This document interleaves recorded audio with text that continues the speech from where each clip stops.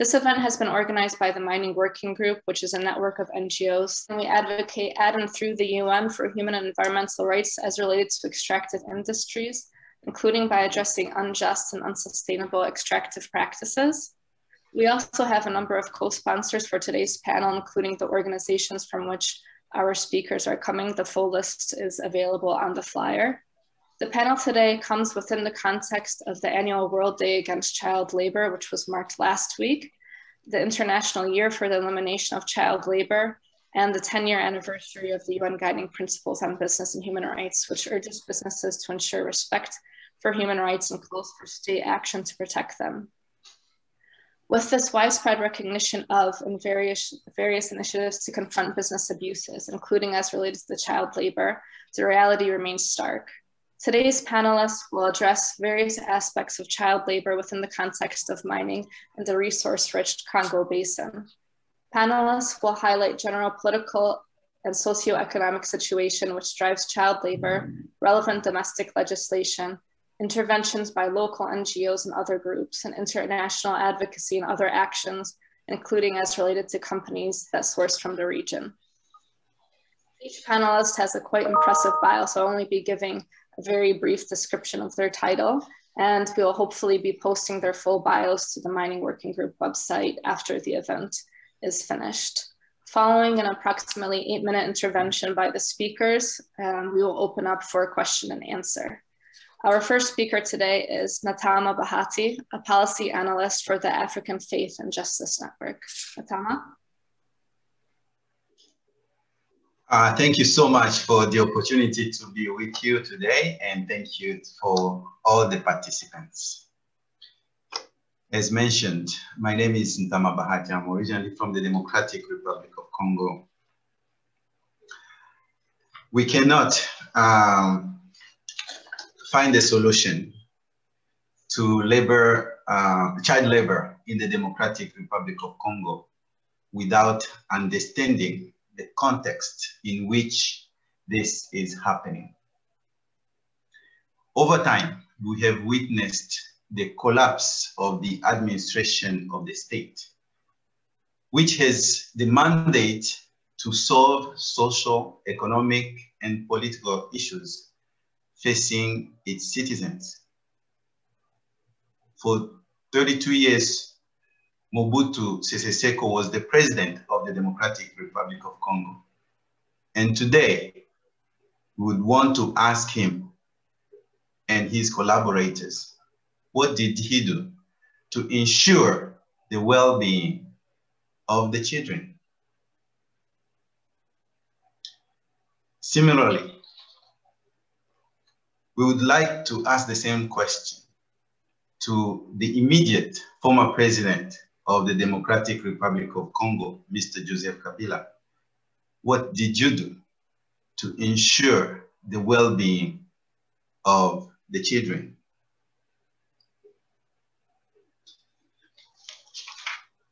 And the same question goes to Educational Minister, Minister of Justice, Minister of Human Rights. What did you do to ensure the well-being of the children? A more extensive exercise of this nature would establish the responsibilities of those who have led the Congo and who have exercised some responsibilities. Just to say that the issue of child labor is a governance issue. We are talking about the Democratic Republic of Congo today, not the United States, because the US leaders have done what they can over time to ensure children are not in the mines. Ladies and gentlemen, politically speaking, corruption in the Democratic Republic of Congo is a way of life. To go get a birth certificate in an office, the challenges we will face before you get it is enormous. The people who want to be paid without a receipt are many. So we say that each leader has to take its own responsibility in what has happened to the children in the Democratic Republic of Congo. We have a disintegrated state whose budget is to maintain the institutions, corrupt institutions, instead of to envision a vision, to envision a future for the nation. And that puts us where we are today and explain why we are gathered today to talk about child labor in the Democratic Republic of Congo. The tragedy of all is that if you were to bring some of these leaders on this panel, they would eloquently say that they have successfully done what they could. But when you look at the Congo, the story is different. I believe that your interest in this topic is, and your presence here as members of different organizations, is to see change in the Democratic Republic of Congo and see a better future for the DR Congo. That future is possible. As of late, under the leadership of the current president, Felix Tshisekedi, people have some kind of hope, yet we have to see and evaluate at the end. However, I am very pleased to say that under the leadership of President Felix Tshisekedi, advocacy groups like our own and advocates like all of you can have a hearing. And I think that's why we are here, to begin to wrap around our minds around this issue so that we can advocate for change. Under the president, Felix Tshisekedi, those who previously were untouchable, some of them have been finally questioned. Some of them have been arrested. Some of them have been jailed. And some of them are in hiding because they can't face the law. And that is what has been missing, to organize the state in a way that it helps everyone, not a few. So since taking power, President Tshisekedi has implemented a constitutional provision that says education, primary education in the DR Congo should be free. And unfortunately, the Minister of Education and his friends, instead of implementing the law, began to set up, to undermine the vision of the president. Though not easy, but it is constitutionally the right thing to do. Just to say that children belong into the classrooms, not in the minds. So this is the political context in which child labor is happening in the Democratic Republic of Congo. So after setting this context up, I would like to yield the floor to the organizers. I'll wait for questions and answers. Thank you. Thank you so much for setting up the context, as you said, and highlighting the role of government in combating child labor. The next speaker is Sister Jane Wanoy, who is the program director of the Bon Pasteur program. Sister Jane. Hi all, and most welcome. My name is Sister Jane, Good Shepherd Sister, the director of Bon Pasteur Kolwezi, based in DRC, and originally coming from Kenya. My sharing today will be more based on our experiences, Good Shepherd Sisters of Bon Pasteur, and most of the activities that we are accomplishing here in Kolwezi as Bon Pasteur. I will be sharing with you a PowerPoint, and I would like to share my screen.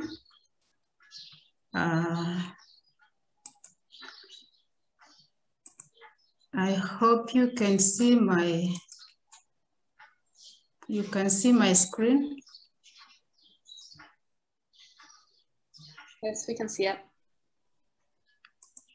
Okay, as I have said, my sharing today will be based on our experience as we interact with the children and the community, the mining communities here in Kolozi, as that is the main mission of us as Good Shepherd Sisters.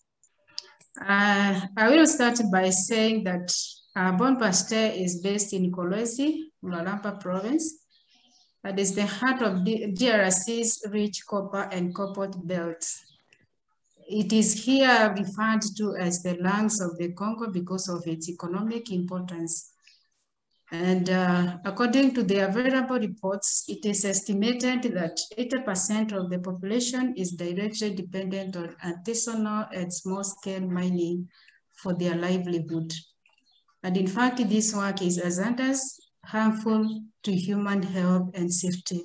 This one I say also again, according to our own experience, if you look at the photo on the right side, these are some of the people I visited in the mining community, and you can see this woman, she's cleaning the minerals with without any PPE, that is without any personal protective equipment, and the dirty water that she has to keep herself exposed in, day out. So what I want to say is that when we look at child labor, we can't talk about the child without talking about their families, without talking about their parents and what they are going through. So specifically, I'm going to share with you the challenges and the hardships that children encounter in the mines. And some of them are mainly the testimonies and the sharings that we hear from the children once they register confidence with us. And we find that if you look at these photos, you will see the faces of the children are saying it clearly, that they are trying to look at the future is really not clear to them. So we find that there is exposure to unsafe spaces not conducive for their growth and development, which is causing trauma and long-term health hazards to the children.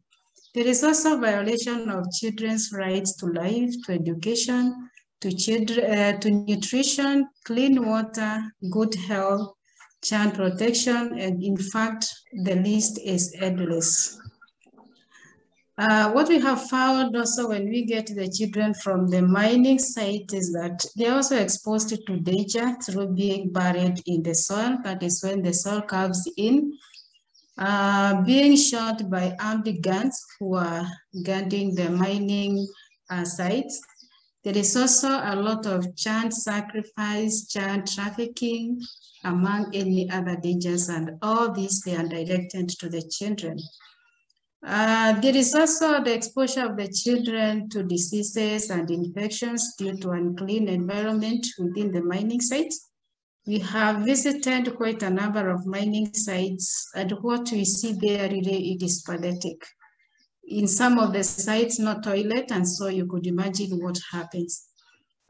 Children are also often victims of sexual violence and other abuses, which have harmful consequences, including sexual transmitted infections, HIV and AIDS, and those are cases that we are getting in many of our education centers. We also find that when new mining companies come into Kolozi and any other mining area, when they purchase the concessions, there is a forced relocation of the families, and this in fact affects social, psychological, and emotional well-being of the children. Then we'll take you through to see why are children the target. We find that in this issue that we are addressing today and the whole of this month and the whole of the year about the child labor, eradication of child labor, children are the most vulnerable human category, and that's why they are the target. Then children are easy to manipulate simply because children are not demanding. They are contented with the present and not with the profit and even in the future. We see that also children, they provide cheap labor. And here what we have seen as Bon Pasteur is that there are many children who are involved in the digging, in crushing, washing, sorting, loading, transportation of cobalt and copper for little or no pay. And then also we find that children are readily available. And if I can borrow what the first speaker, Mr. Natama, has said, is that it's a pity to hear that children are readily available, and in the real sense, in the DRC, especially in our catch-up schools here in Kolwezi, we have cases of many children who are not registered as Congolese citizens, which is a pity. And so now, as Good Shepherd Sisters, we have opted some integrated initiatives to help the children. And that's why we are saying children are minors, not minors. Yeah, they are not to be found in the mining because the situation we are finding here on this photo is pathetic for these children. The children need to be in their place, that is in the class, where it is the safe space for the children and for their development and growth. So we have taken some integrated initiatives to be able to be helping the children, whereby we see children in the target communities are supported to quit exploitive and unsafe work in the ASIMs, that is the artisanal and small-scale mining, to develop their full physical and psychosocial potential in school and in secure community settings. In this case, we have schools, informal schools in different mining communities. Right now, we are working with 8 mining communities, where in each community, we have an informal school where we are putting children from the mines, prepare them, and later we are able to integrate them to the state system of education in secondary school.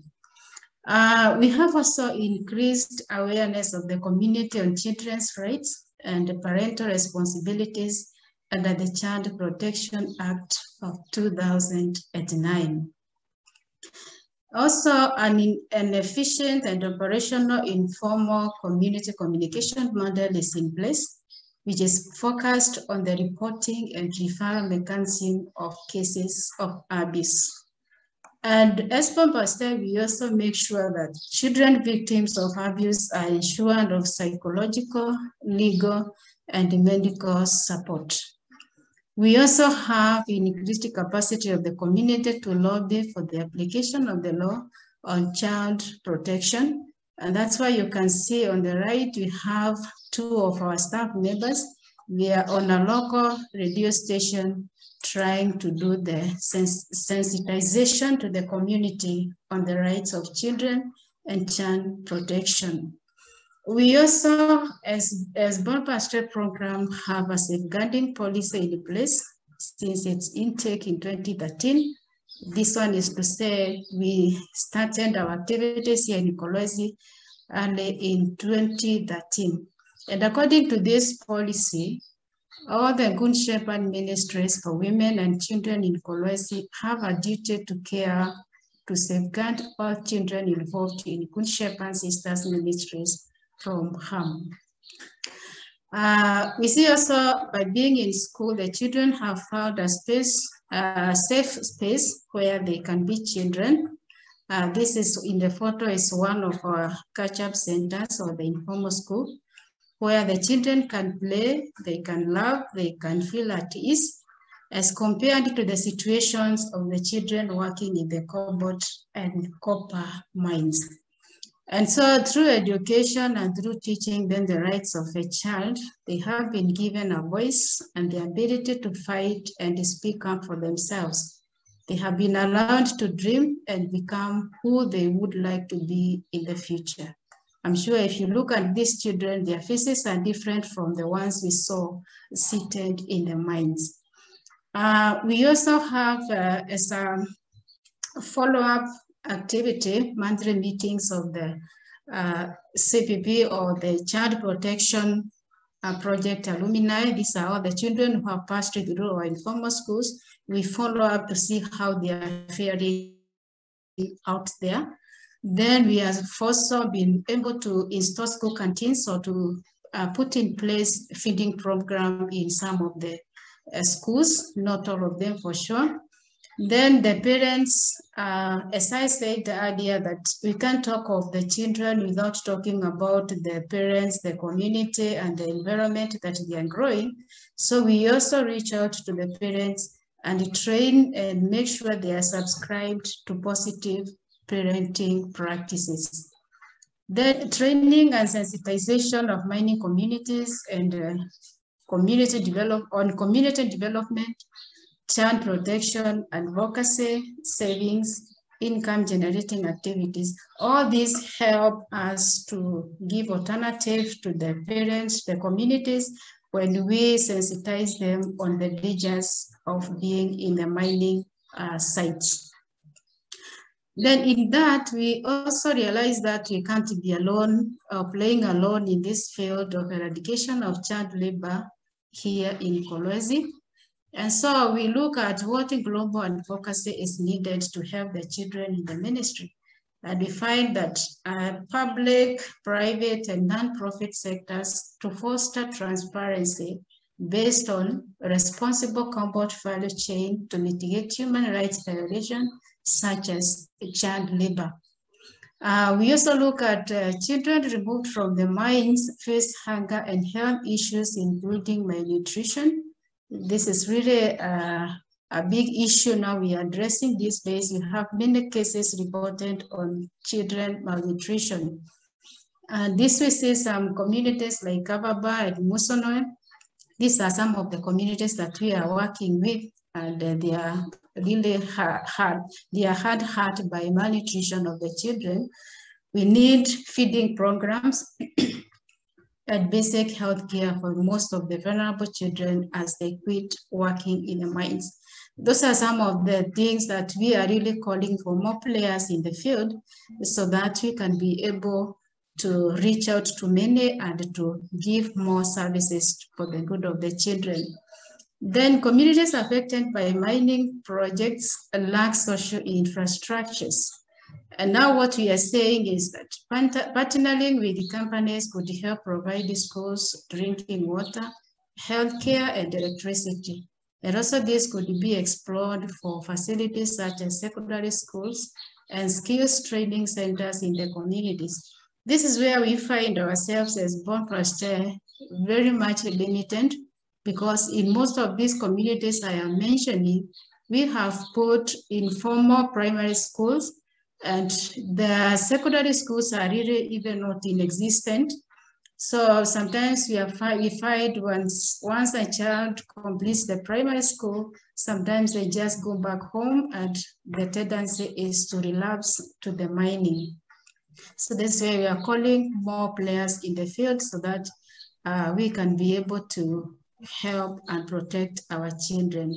Then companies could engage with the communities and collaborate with the civil society organizations to deliver sustainable development and social outreach programs to reduce conflicts and illegal artisanal mining. This is key to lead the goal of eradicating poverty in the mining communities. Sister Jane, sorry, can you finish in the next minute or so, just due to time, please? Okay, I'm in the last slide now on what about the government and how the government is tackling the problem. The government has developed a national multi-sectoral strategy to eradicate child labor, and we hope that it is going to be operational and has been developed in the provinces to implement the challenges. Then we see the government state services are overseeing and controlling artisanal mining, which also we say there is a lot to be done for this one to be helpful. Then mining concessions are being fenced, and the guns include police and militaries. This one is to help, like what you had said earlier, that some of the children are facing the challenges and hardships of being killed even by the gangs who are guarding the concessions.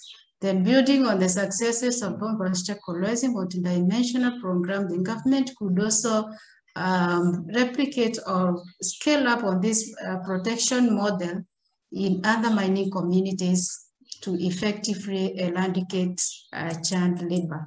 And with this, I say thank you very much for this opportunity. Thank you so much, Sister Jane, for describing the situation that children face and also speaking about the programs and schools that you offer. The next speaker is Fabienne Mayani, who is the Extractive Industries Governance Program Director at the Carter Center. Fabienne.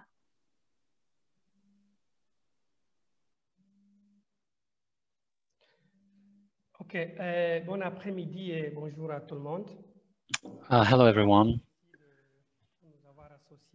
Thank you for associating us to this discussion.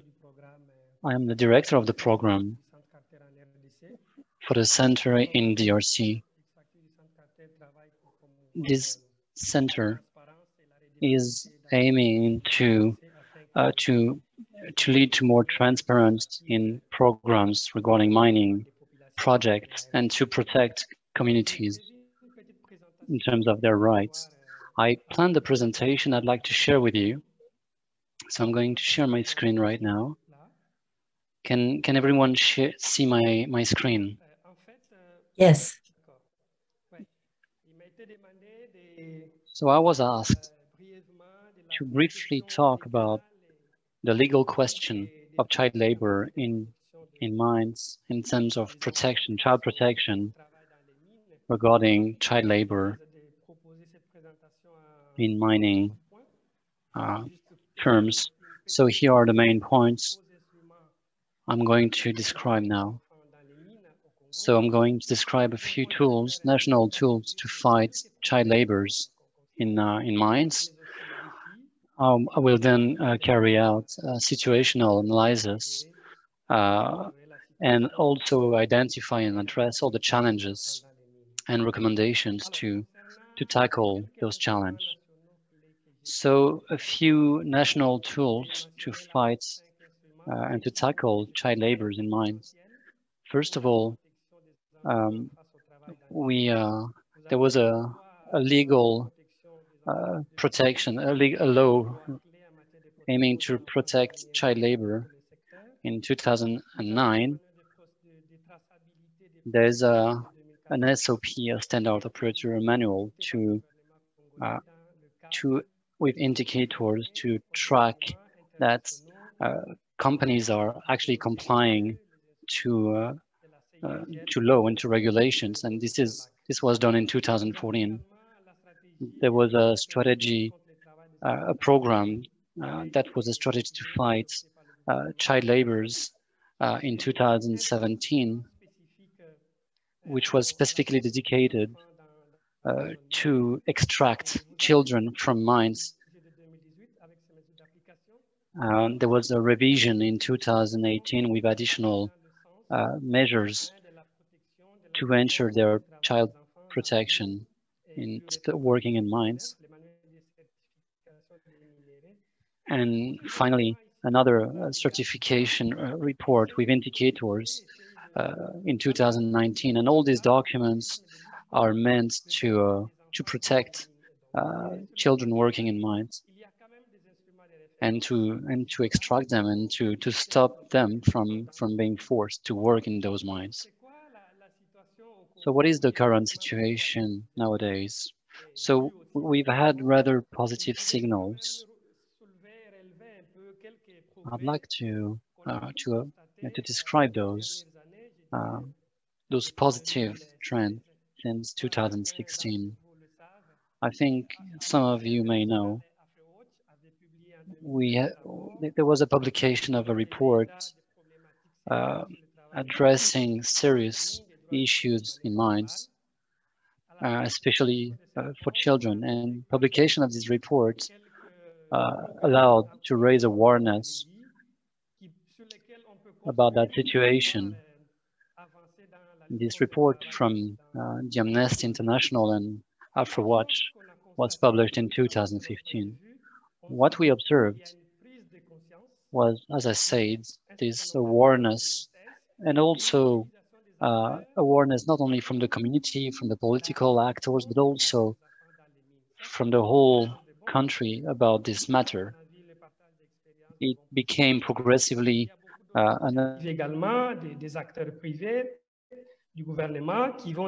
national concern. So we managed to, those initiatives aim to reduce the number of children in mining sites. The most concrete example was in the province of Haut-Katanga, where cobalt was extracted, and copper as well. We noticed the closure of certain mining sites. In Montoshi, we also managed to observe this reduction in artisanal mining, with the local government collaborating with the community, with several programs aiming to help to extract, to stop children from working in those artisanal mining. So we have a few examples, a few positive examples. However, there are many challenges remaining, as you can imagine. First of all is the lack of implementation of regulations, and we still need to advocate for that, as law may exist, recommendations may exist. However, there's a lack of actual implementation of those programs, and governments should commit way more to implement those programs, because as for now, it may remain theory. State is here, present, but its commitment may not be completely visible and may be strengthened. So we really feel the need to strengthen government commitment to this issue. The second observation is that artisanal mining is not extremely well presented. So most child labor exists in those artisanal mining, and there's a lack of characterization of this artisanal mining. It's not well defined, and by lack of definition, by lack of concrete presentation and definition, there's a lack of identification. There's also an observation, and it's a challenge at the same time. Most children working in mines are originating from very poor households. And of course, it's not just about tackling child labor, but it's also about tackling the source of child labor, which is also households' poverty and need for income. So here are a few recommendations. What I think that may help to fight child labor in artisanal mining and in mining in general would be to better define and identify this artisanal mining. As I mentioned, this lack of identification and definition undermines actions to improve the situation.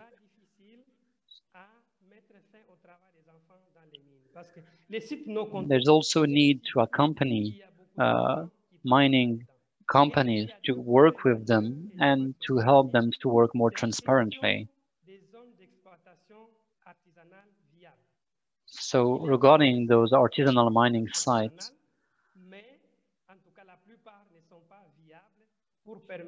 those artisanal mining are not viable, and several, at least many of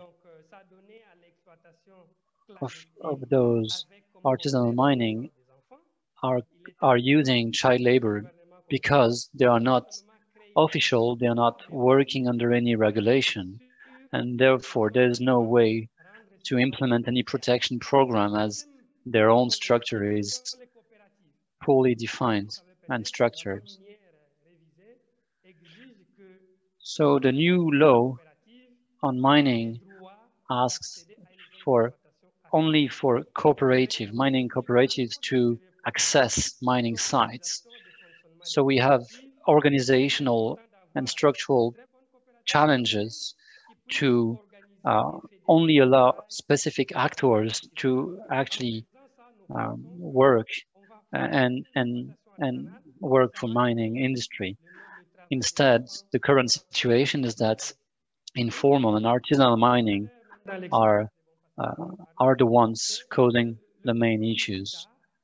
There's also a lack of reinforcement and a lack of supervision and control from states, from the state, to ensure that children are actually not working in those mines and to ensure human rights within this industry.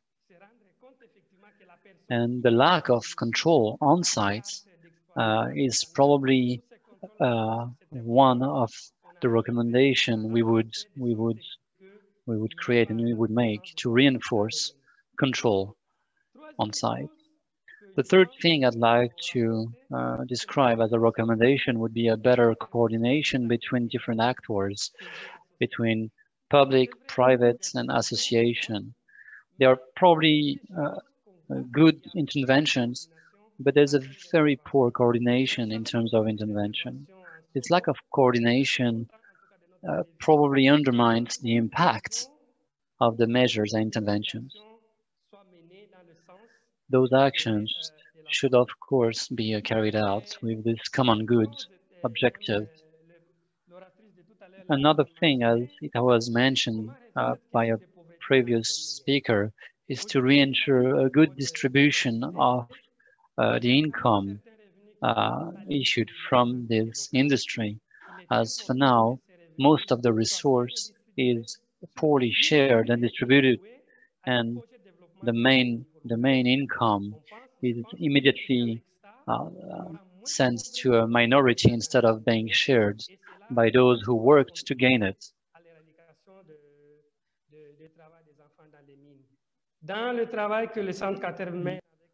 In our center and with our partners, we've tried to examine how those income from local province are how they are sent to the main beneficiaries from those incomes. So there's a real need to better distribute, to better share the output of this work and income from this industry. So here is what I've been preparing so far. I would be pleased to answer any question and to clarify if needed.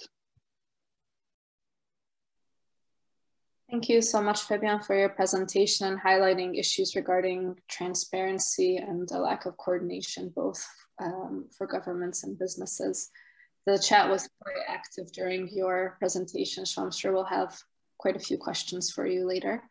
The next speaker is Josie Blandine Ongoto, who is the program manager for the ILO's Child Labor in Mining in the DRC program. Good morning, good afternoon. I am Josie Blandine Ongoto. I am managing the ILO project in the province of Lualaba and Haut-Katanga. And our project is called Combating Child Labor in the Cobalt Supply Chain in the DRC, in short, the COTECO project. This project. I apologize for interrupting, but Fabian, could you stop sharing your screen, please? Okay.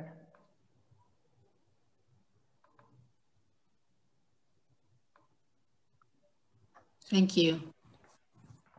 So I'm not sharing a screen, but I can share my presentation at the end if you need it. So the project we are conducting in the provinces of Lualaba and Haut-Katanga is the Koteko project, which is being funded by the US Department of Labor. And this project is being implemented on the ground in collaboration with PACT, which is a US-based organization. Thank you for having us to talk about the ILO work in the mining sector in the DRC. I was asked to answer to a number of questions. I would start with the first one about the situation of child labor in the mining sector in the DRC. Many have been said by my predecessor, but I would like to highlight that child labor in the mineral supply chains in the DRC is a fact, as my predecessors have mentioned. Mining in the DRC is extracted by mining companies and artisanal miners. And as Fabien mentioned, child labor is mostly found in artisanal mining due to the absence of formalization of this sector. Artisanal miners lack a clear understanding of due diligence and traceability norms. And child labor data in the mining sector in the DRC are very controversial. They vary from one source to another. And the government until now doesn't have viable data on child labor in mining sectors. Even though child labor is mostly found in artisanal miners, I need to highlight the fact that industrial sector is not immune from child labor due to the encroachment of artisanal miners into the industrial concession and also the interconnection of the supply chains. I can refer you to the OECD 2019 study entitled Interconnected Supply Chains. So as a result, we think that industrial sector must seriously get involved in working with closely with ASM to address the child labor issue in the mineral supply chains. This is what the ILO project is trying to achieve through private sector working groups that we have created in provinces of Haut-Katanga and Lualaba. And we hope that this example will be replicated in other mining provinces. Several actions are being taken by different stakeholders, including the government, partners, private sector, and civil society organization to address this issue. And this includes the strengthening of the country legal and policy framework, sensitization and advocacy action that the ILO project is conducted in our geographical areas. From the government angle, we can mention the efforts that have been made since 2016 when the International Amnesty Report, This Is What We Die For, was published. Right after this publication, the DRC government created an interministerial commission in charge of child labor, in short, SISTEMA, and a national sectoral strategy to address child labor, which defined the country policy to curb child labor, was put in place. And of course, several arrêtés and decrees were enacted by the government. I have to mention also that the DRC government has ratified the ILO most important convention on child labor, which are the Convention 138 on age limit and also Convention 182 on worst form of child labor. However, the application of these legal framework is a big challenge. In addition to what the government has been done, we also have several partners from private sector, civil society organization, and implementing partners that are running programs, providing support to mining communities, and of course also to children withdrawn from mines. Even though the DRC have, I would say, good legal framework in place, but the application and also the knowledge of the legal framework is a big issue, which doesn't really help in the fight against child labor. However, we deplore, that's from my perspective, the lack of coordination between the stakeholders program, as my colleague Fabien has mentioned.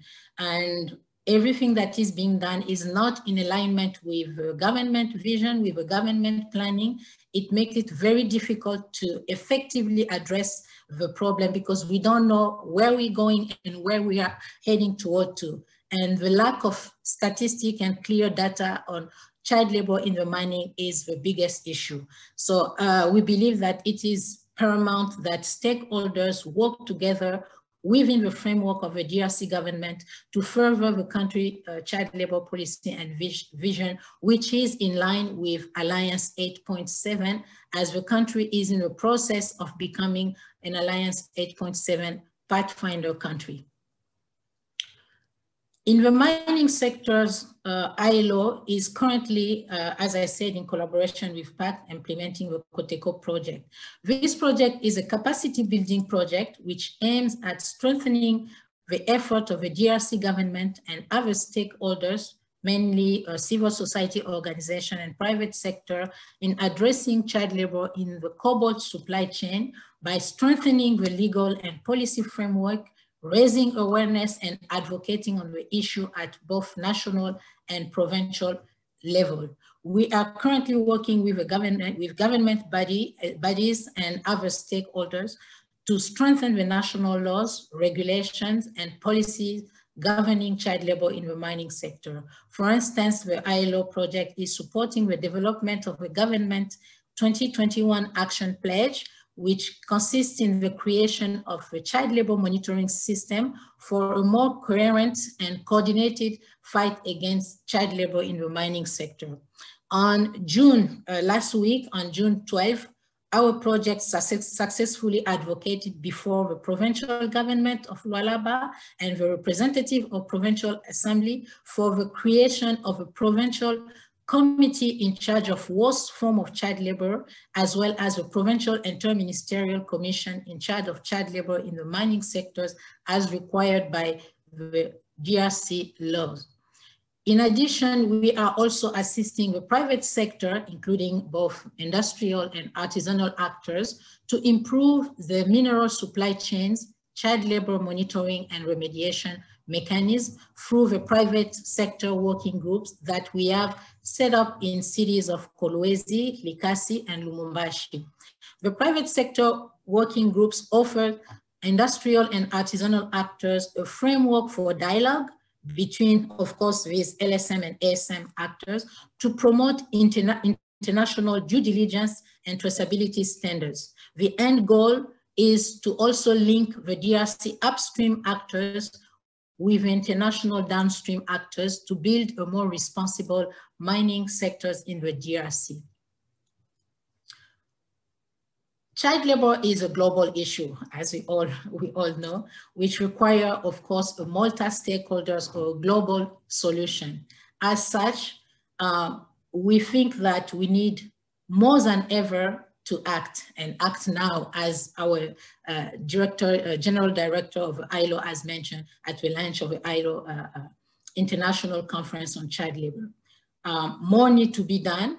The ILO and UNICEF recent report reveals a staggering increase of child labor, particularly in Africa, and organizations like the Mining Working Group that you are, we think, can help a great deal at the international level. We need stronger collaboration and cooperation around the world to support most affected countries such as the DRC. And international platforms like yours, I think, could assist in raising awareness at international level for direct engagement of the downstream end users and consumers actors. You can also advocate and business approaches that are human and gender-based to tackle root causes of child labor, which include poverty, low income of parents due to lack of decent work, alternative livelihood, access to free education, and appropriate vocational training for the youth that meet the market demand, of course, in a coordinated manner. The same way, we think they also sensitization and advocacy on child labor in all the UN fora to further coordination among UN agencies on the issue of child labor in general. On the field in the DRC, for instance, the ILO is working in synergy with UNICEF on child labor in the mining sector. So we hope that the other agency will follow suit. I was asked lastly a question about what the consumer can do to help in the coltan sector. So we think that consumers have a very important role to play in improving mineral supply chains in the DRC in general and in the Great Lakes region, as minerals such as coltan and cobalt are in high demand for EV and other technology sectors. In Eastern Congo, for instance, where cobalt has been source of conflict and child soldier phenomenon, over 70% of coltan production comes from ASM, artisanal mining. While several initiatives such as ICGLR, International Conference for the Great Lakes Region Certification Mechanism, OECD due diligence guidelines, ITSKI, and others were taken at international, regional, and national level to promote responsible sourcing of cobalt, the cost of compliance with due diligence and certification mechanism is very high compared to the miners' return. This is where I believe the consumers can play a big role by creating schemes or subsidies to aid miners and promote a responsible and profitable artisanal mining free of child labor in Eastern Congo. This required, of course, a strong advocacy with downstream and consumers at international level. Thank you very much, and I am available for any questions. Thank you so much for your presentation and including some points on responsible sourcing, which leads into our last presenter, who is Mary Beth Gallagher, the Executive Director of Investor Advocates for Social Justice. Mary Beth. Hi, everyone. Thank you so much for the invitation to be here today and join this important conversation. Again, my name is Mary Beth Gallagher, and I work with Investor Advocates for Social Justice. We're based in Montclair, New Jersey in the United States. And our organization supports a coalition of faith-based institutional investors who are committed to aligning their investments with their values and engaging actively with corporations that they're shareholders in to encourage responsible business practices. All of the subjects you've raised today are things that we address with companies we're shareholders in, encouraging them to have effective solutions and more responsible business conduct. I'm going to go ahead and share a few slides to introduce you to our work and how investors are trying to be part of the driving force for improved corporate practices and responsibility, knowing that industries like the automotive industry and electronics are driving a lot of the demand. I just want to confirm my pace of speaking is okay with respect to the translation. Okay. So a little bit about how investors engage on these important topics. We are representing faith-based institutions like the Religious of the Sacred Heart of Mary, the Sisters of the Good Shepherd, which are congregations that have an endowment and an investment portfolio, many of which are exposed to companies in all of these industries, including automotive. So they're shareholders. And being a shareholder gives us access to engage with companies to try to encourage them to improve their policies and practices. It also includes a responsibility. We are part owners of these companies and therefore have a responsibility for their human rights impacts on the ground. We engage with dialogue with corporate executives, use tools like shareholder proposals, which enables all of a company's investors to vote on important topics, investor letters, public policy advocacy, and also incorporate a company's performance on environmental, social, and governance factors into investment decision-making. So specifically, what brings me to this conversation today is an engagement we've had with the automotive industry called Shifting Gears. We launched this engagement in 2018 to meet with 23 companies in the automotive industry, including OEMs, so automakers like Ford, GM, BMW, Volkswagen, all of which have been associated with sourcing cobalt from the DRC, identified specifically in the Amnesty International report. We're also engaging some of their suppliers So key companies that make and produce batteries, tires, and other suppliers who are linked to potential human rights impacts, and auto parts retailers. We're assessing companies on how they're addressing their human rights risks. Our conversation started with a simple question.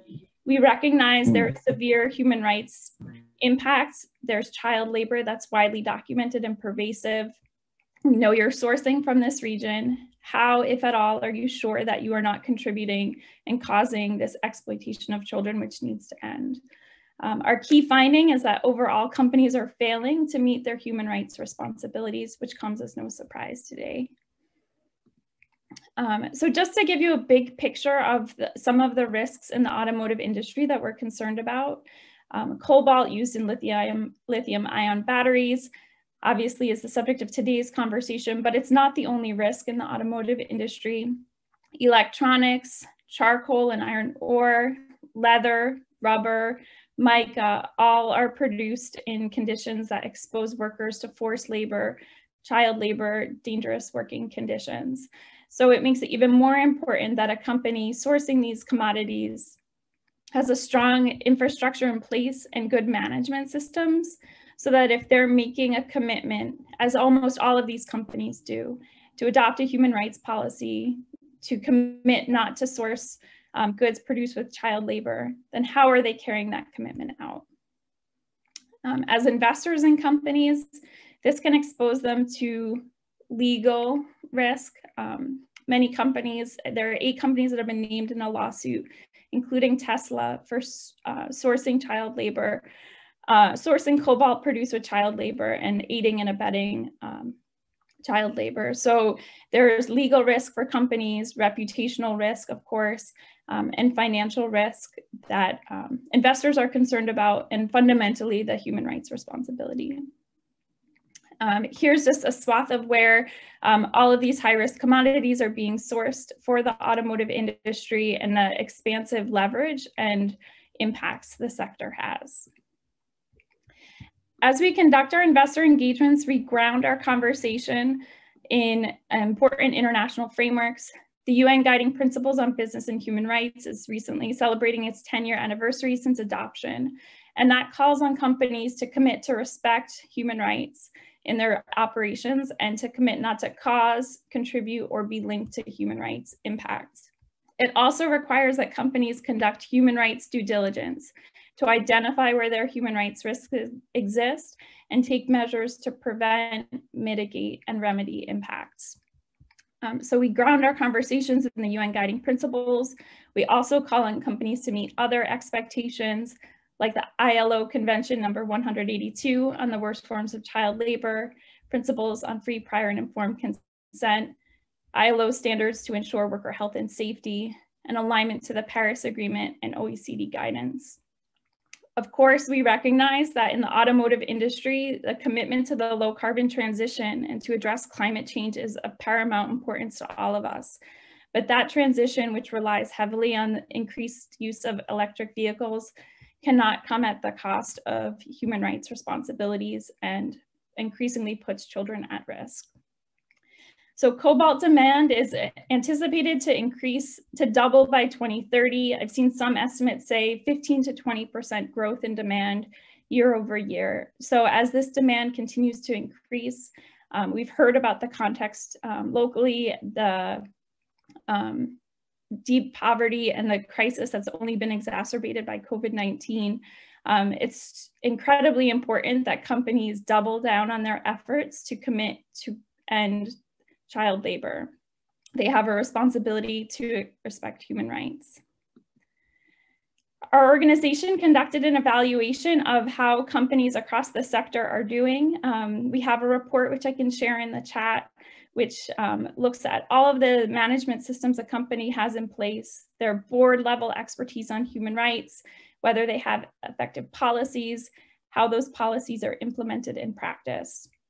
And what we know for sure is that a commitment to human rights on paper at one company that is translated throughout its multiple tiers of its supply chain down to the mine level has to have binding commitments that hold their suppliers accountable for it to be meaningful.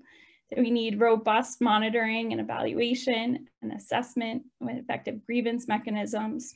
And our findings were that the companies simply did not have those management systems in place to embed their commitment to respect for human rights into the supply chain.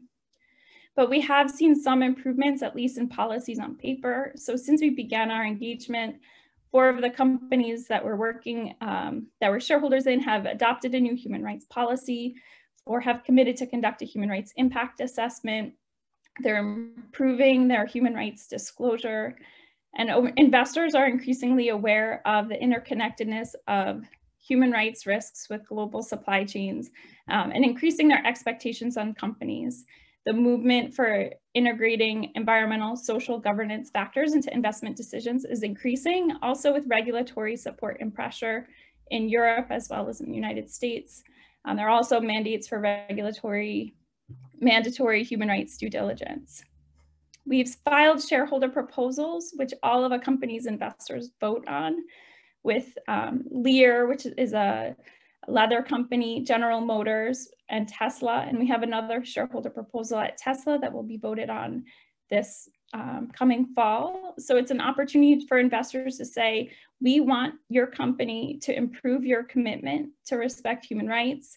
This is relevant for all of the company's stakeholders, including its investors. And it's imperative to address the root causes, as well as all of the systems that make a commitment meaningful. So we have several recommendations that we make to companies to strengthen their human rights commitments, create accountable frameworks that include governance of human rights, make sure that they have the proper incentives, supports, training, financial resources available to suppliers, and integrate all of this into their business decision making so that procurement teams have commitments to address human rights, have commitments to pay suppliers adequate wages so that some of the root cause poverty is alleviated. We want companies to monitor and track their performance, provide access to grievance mechanisms and remedy, and improve disclosures so we can track their performance and see if they are actually making improvements. I shared before, our findings were that there are severe weaknesses across the sector, and this informs our recommendations, but really improving systems to trace and have transparency in the supply chain are very important. This is the list of companies we're engaging. All of the automakers are making commitments each year to increase their electric vehicle production, which of course we support and have been calling on them to do, but we want them to also certify that if they're doing this, it's not contributing to increased child labor in the DRC.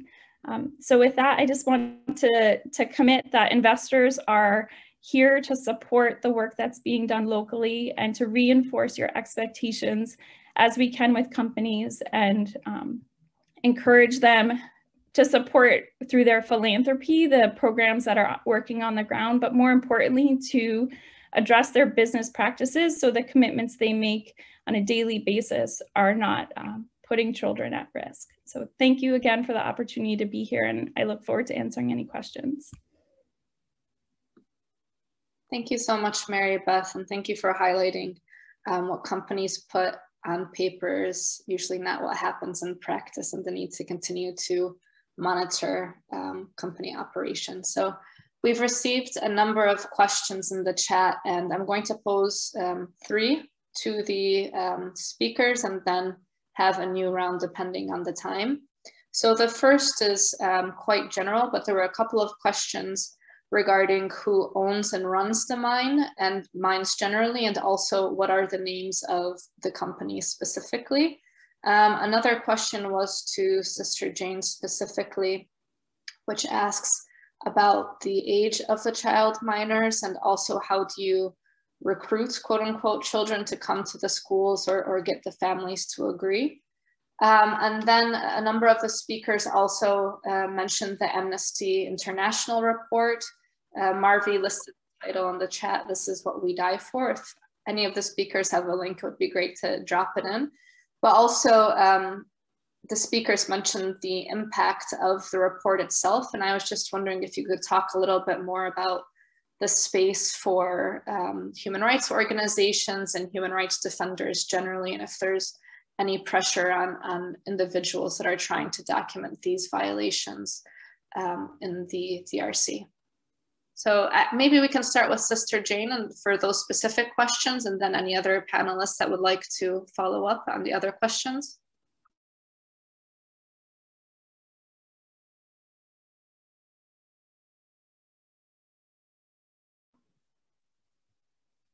Sister Jane, you're on mute. I don't know if you had started. Sorry for that.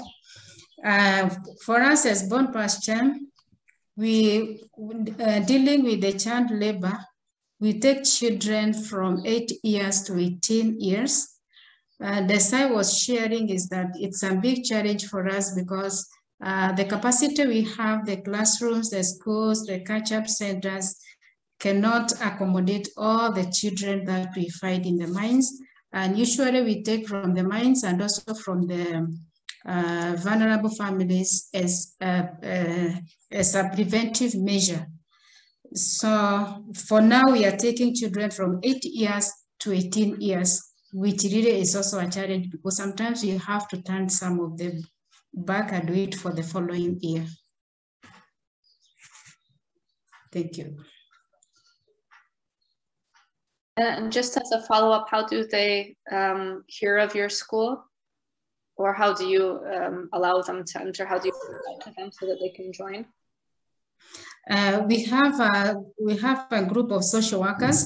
They go to the mines, others go to the home visits. And when they encounter those children that follow into the category that we take, we invite them to our centers, whereby we have an interview with one-to-one. Those who have their parents, they are accompanied, and then we are left to see who are the most needy according to the space also that we have. So much of the work is done by our social workers. Thank you. Any of the speakers like to address the question regarding mine ownerships and the names of companies?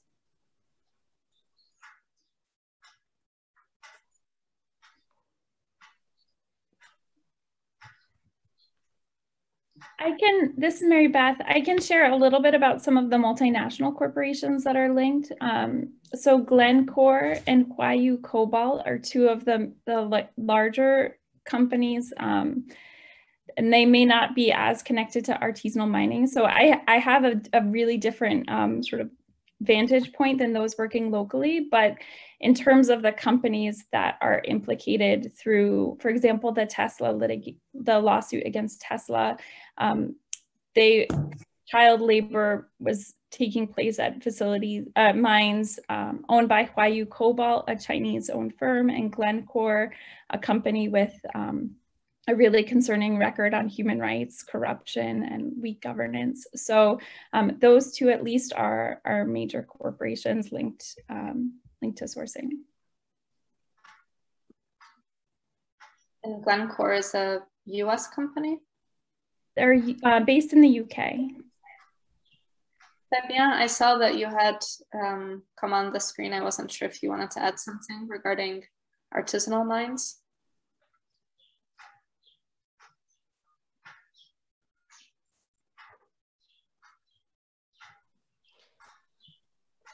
Je ne sais pas si je peux ajouter un mot. I don't know if I can add a word.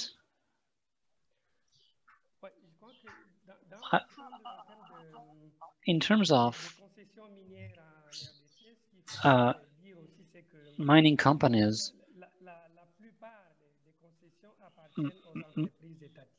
most of them belong to state companies. And these companies are signing companies with international companies. That's the first. So that's the main part of the mining industry, are based on national companies that are making contract with international multinational companies. And artisanal mining is also partly responsible for this child labor. So there are children going to these industrial companies, to this private sector, and those children are recruited within those industries and are then sent to artisanal mining. Parents are actually the ones sending their children to this industry to earn money. So there's not a direct system to recruit children. It may actually be more a spontaneous system. Family is poor and decides by itself to send one of their children, or maybe several of their children, to this industry. So it's not an active recruitment, it's actually families themselves spontaneously sending their children to mining companies. This is Bahaj. Can you hear me?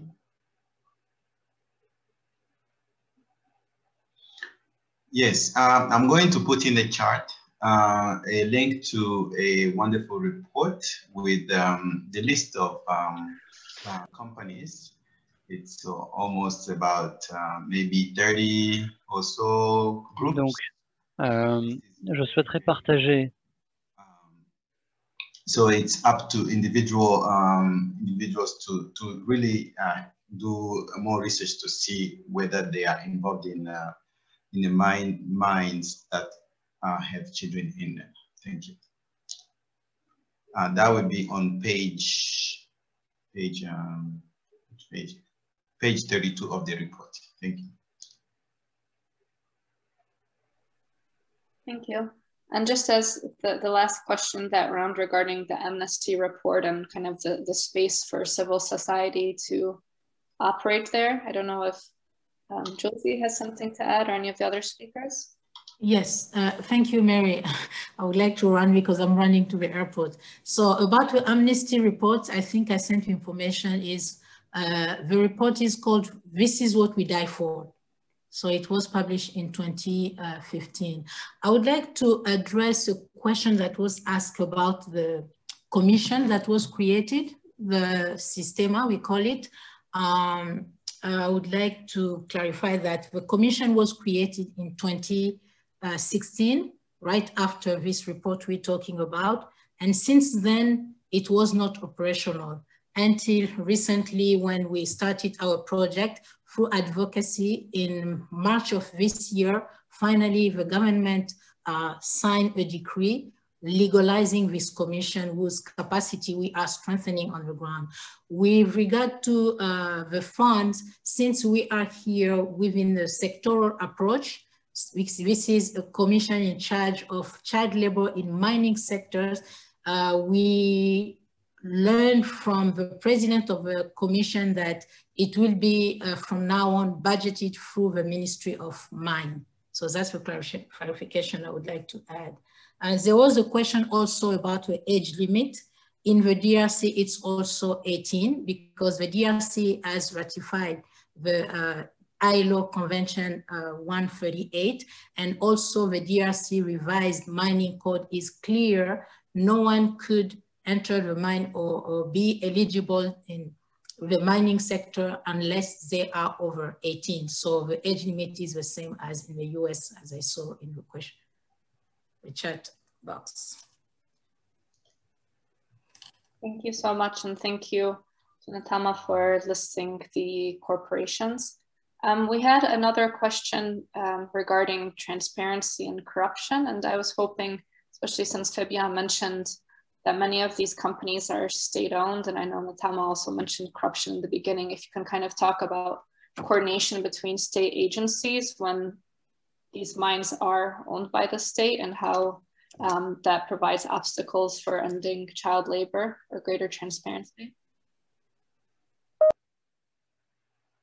Yes, I mentioned corruption earlier. What is happening in the mining sector is happening in any other sector of the life of the Congolese nation. The result is very simple. The leaders entrusted to organize the state have at heart themselves. When you listen to the political debates, is get a post, get rich, and you will see anyone who holds a ministerial power within a month, his social economic situation improves drastically, and when they are removed from power, it goes down or changed. And that happens in every sector. So we can govern ourselves. Thank you.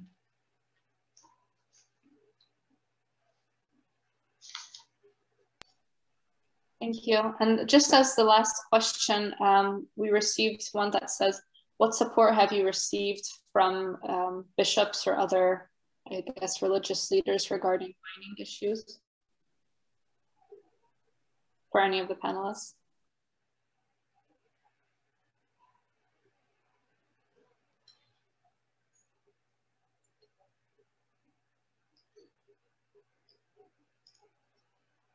I don't know whether they are talking about the bishops in terms of social justice work. In general, the Catholic bishops of the Democratic Republic of Congo are ranked among the best in terms of really political engagement and fighting for justice.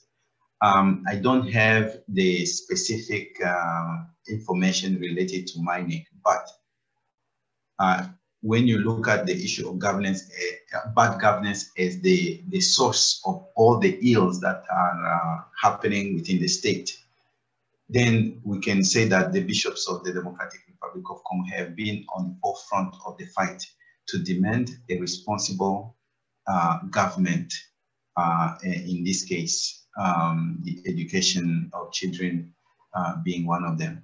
However, a note, it has been alleged that some Catholic schools have been involved in the scheme that undermined the free education process that the president was trying to put in place. So those responsible have to be held accountable, and they did not do that on behalf of the bishops. Thank you. Thanks so much for that point. We have about 4 minutes left in the webinar, so I just wanted to ask speakers, a lot of the chats had asked for presentations, if it's possible to send to us, and then we would distribute.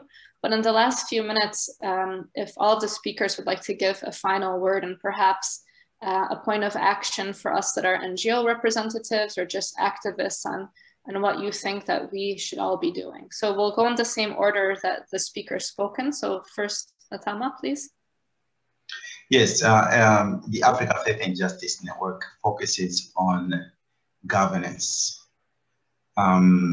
If government is functioning, we should be able to have results, and the services to the people should be delivered. That's why I encourage everyone to demand transparency of the DRC government and better leaders. Once that is done, you will no longer see child labor in Congo, those shouldn't be in classrooms. Thank you. Yeah, Sister Jane.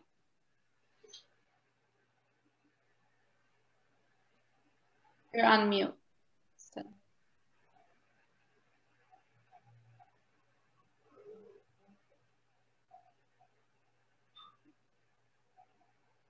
We're still not hearing you.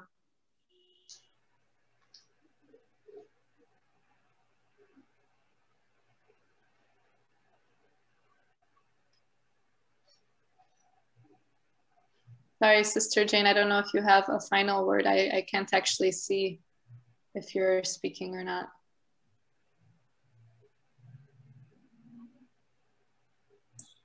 No, I don't have a final. Okay, thank you. Next, Fabien.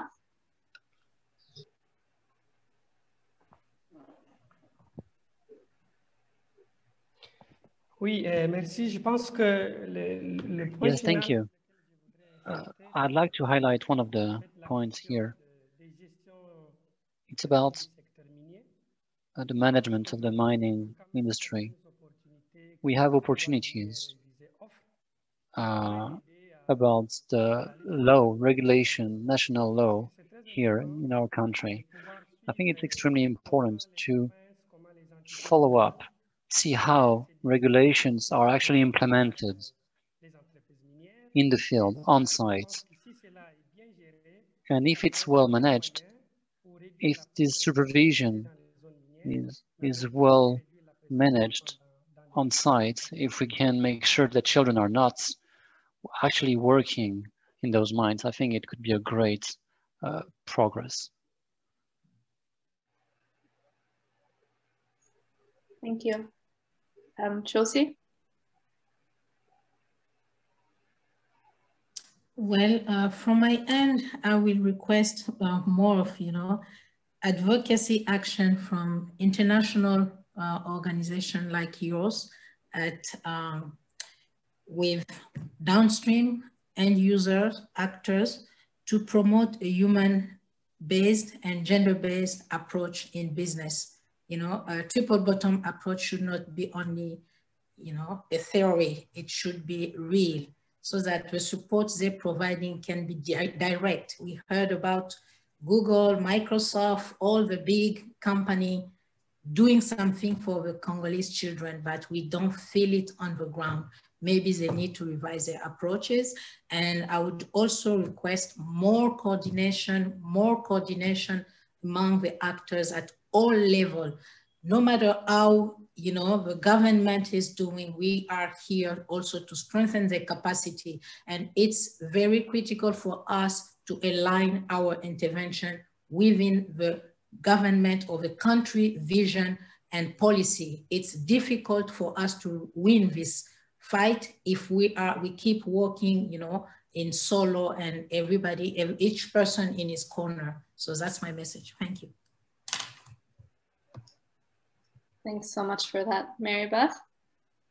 Sure, thank you. I think my closing intervention is that companies who are sourcing and profiting from the exploitation of children who are the most vulnerable in our society must be held accountable. And I think keeping the pressure on and highlighting where and how companies are implicated is really important, and gives investors and other stakeholders working in the business and human rights community the tools we need to hold companies to account.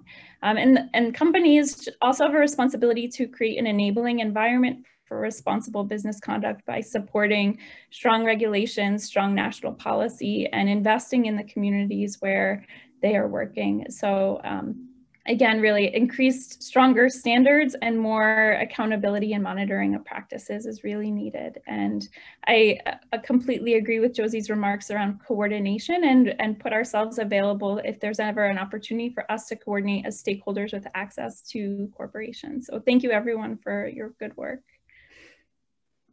Thank you so much. A huge thank you to all of the speakers today. There was quite a few notes in the chat box with participants giving their appreciation to the speakers. Thank you to the translators. For the participants, please do take a look at the websites of the speakers' organizations to learn more information. We will hopefully be posting a recording of this meeting on the Mining Working Group website, and if possible, we'll share some of the presentations. Thank you all again. Hope you have a good day. Thank you. Thank you. Thank you. Thank you. Thank you, everyone. Thank you for the presenters. Very great. Thank you. Bye. Thank you. Thank you. And see you again. Bye-bye. Good to see you. Thank you, everyone. Bye-bye. Bye-bye.